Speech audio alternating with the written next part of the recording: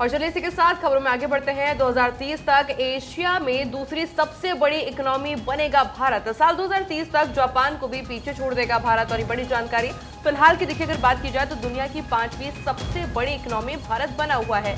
ऐसे में S&P global की रिपोर्ट में बात सामने आई है कि 2030 तक भारत अब जापान को भी पीछे छोड़ देगा।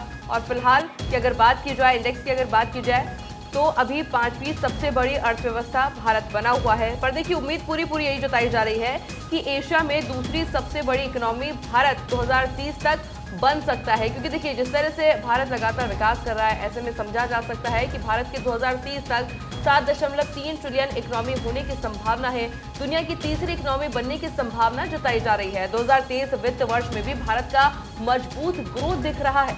2024 वित्त वर्ष में जीडीपी 6.2 और 6.3% बढ़ने की पूरी उम्मीद जताई जा रही है।